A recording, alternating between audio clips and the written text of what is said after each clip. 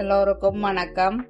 இன்றைக்கு நான் மாங்காய் பச்சடி தான் செய்து காட்ட போகிறேன்.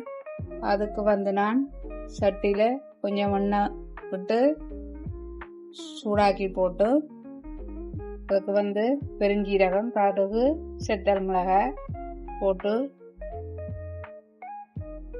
பொரிய விடுவோம். அது கொஞ்சோண்டு வந்துடுது. இப்போ மாங்காயை போடுவோம். மாங்காய் நான்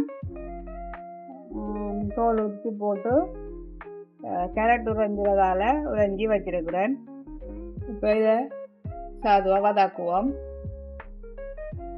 ஓகே, இப்போ மாங்காய் வதங்கி கொண்டு வந்துடுது. இது சென நேரம் விட தேவையில்லை, ஒரு 2-3 நிமிஷம் வதக்கினா காணும். இதோட சேர்த்து நான் கறிவேப்பிலையும் போட்டு கொஞ்சம் மஞ்சத்தூளும் போட்டு அதோட சேர்த்து தயிரையும் போட்டு இதை கிண்டுவோம். இது நல்லா சிம்பிளாக செய்யலாம், பெரிய வேலை இல்லை. ஓகே, தயிரும் போட்டாச்சு. இப்போ இதுக்கு தேவையான அளவு உப்பும் போட்டு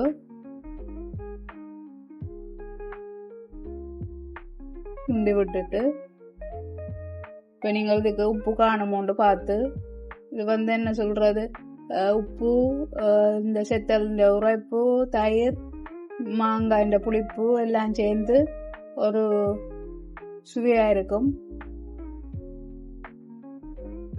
ஓகே, இது கன நேரம் வச்சு செய்ய தேவையில்லை, ஒரு 10 நிமிஷம் காணும்.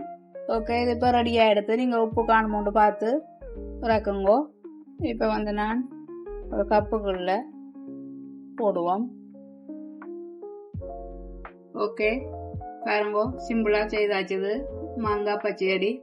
ஓகே, நீங்களும் செய்து சாப்பிட்டு அப்படி இருக்குன்னு லைக் பண்ணுங்க, கமெண்ட் பண்ணுங்க, ஷேர் பண்ணுங்க, மறக்காமல் சப்ஸ்கிரைப் பண்ணுங்க. நன்றி, வணக்கம்.